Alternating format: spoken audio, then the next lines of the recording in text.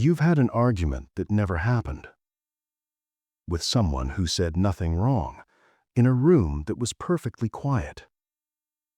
And yet your heart was beating, your jaw was tight, you were ready. You do this more than you realize, and the strange part, the part no one talks about, is that your brain doesn't know the difference. There's a conversation you've rehearsed 100 times, one where you finally say what needs to be said, one where you finally win. Or maybe it's softer than that. Maybe it's a daydream about a version of your life that doesn't exist yet, a relationship, a room, a moment where everything finally makes sense. You live there sometimes, in that place between what is and what you keep imagining. And you've probably wondered in quieter moments whether something is wrong with you. It isn't, but something is happening, something worth understanding.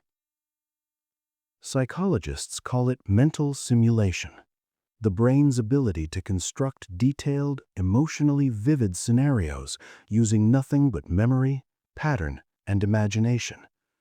It is not a glitch. It is not weakness. It is one of the most sophisticated things your nervous system knows how to do. The problem isn't that you do it. The problem is that you do it compulsively, without choosing to, and often in ways that leave you more anxious, more stuck, more exhausted than before you started. There's a word for this particular spiral: rumination, derived from the Latin word for how cattle chew, slowly, repeatedly, cycling the same material through the same system, over and over. Your brain is chewing on something it cannot digest. Here is why. The prefrontal cortex, the part of your brain just behind your forehead, is responsible for something researchers call prospective cognition, the ability to mentally travel into possible futures, to simulate outcomes before they happen. Evolutionarily, this was genius. An early human who could imagine the tiger around the corner before encountering it survived longer than one who couldn't.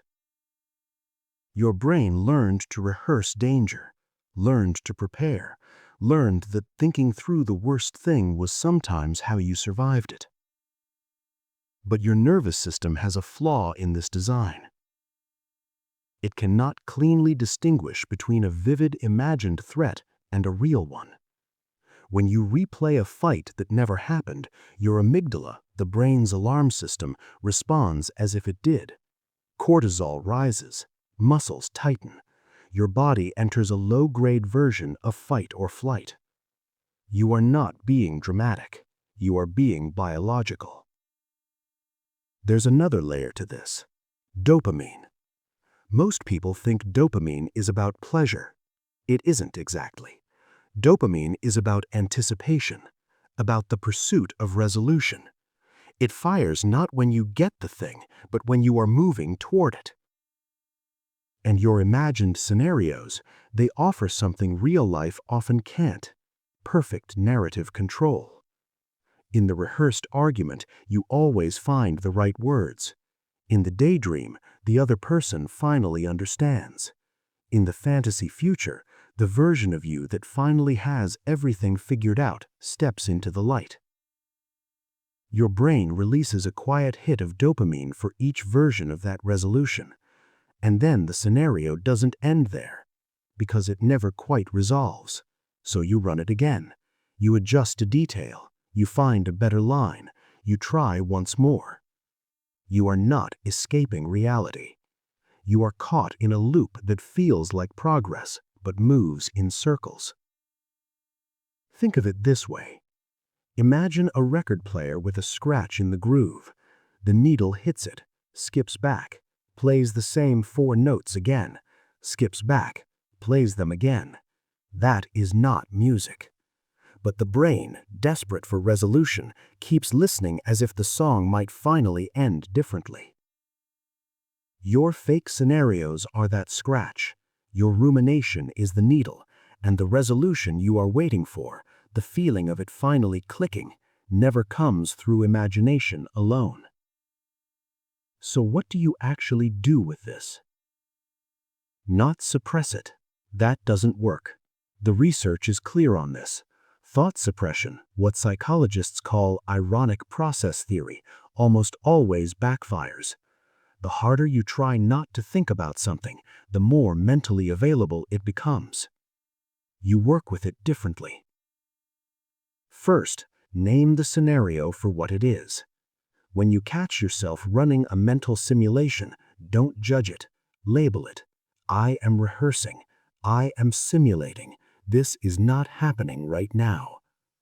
This activates the lateral prefrontal cortex, the region involved in emotional regulation, and creates a small but real distance between you and the loop. Neuroscientists call this affect labeling. Naming the emotion or process literally reduces its physiological grip. You are not ending the thought. You are stepping slightly outside of it. Second, ask what need the scenario is serving. Fake arguments are almost never about the argument. They are about the need to feel heard, or safe, or prepared. Romantic fantasies are almost never about the person. They are about the need to feel wanted, or certain, or at peace. The scenario is a symptom. Beneath it is a need that is real.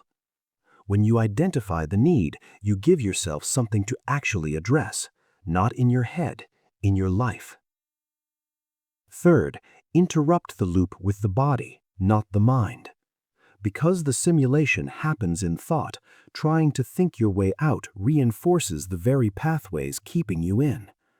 Movement, breath, cold water, physical sensation activate the body's parasympathetic system and signal to the amygdala that there is no actual threat. You are safe. The tiger is not there. This is not distraction. This is neurological recalibration.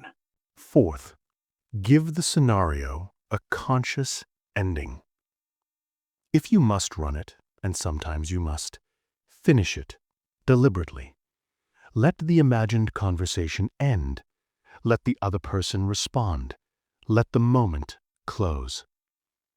Research on narrative exposure suggests that giving traumatic or intrusive mental content a defined ending reduces its involuntary recurrence over time. You are not feeding the loop. You are closing the record. Fifth, build tolerance for open questions. Many fake scenarios exist because your mind cannot tolerate uncertainty. It would rather invent an answer, even a painful one, than sit with not knowing. Psychologists call the discomfort of ambiguity intolerance of uncertainty, and it is one of the strongest predictors of anxious rumination. Practice leaving small questions unanswered. Let minor uncertainties breathe. Over time, your brain learns that unresolved does not mean unsafe. Here is the mental model that holds all of this together. Think of your mind as a courtroom. Most of the time, it runs trials for crimes that haven't happened, cases with no evidence, witnesses that are memories, and verdicts that change nothing. Your job is not to shut the courtroom down. It's to become the judge instead of the defendant. Watching, not reacting. Asking, what is actually happening here? What do I actually need? And adjourning when the session no longer serves you. You have spent a long time living in futures that won't happen and pasts that can't change. Not because you are weak, because your brain is sophisticated enough to simulate entire worlds, and no one ever taught you how to step out of them. You are not lost in there. You are just very, very good at imagining. And that same capacity, turned gently, deliberately toward what you actually want to build, is one of the most powerful things you have. The simulation doesn't have to be a prison. It can be a rehearsal for something real. Take a breath. Notice the room you're actually in. That's the only place any of this begins.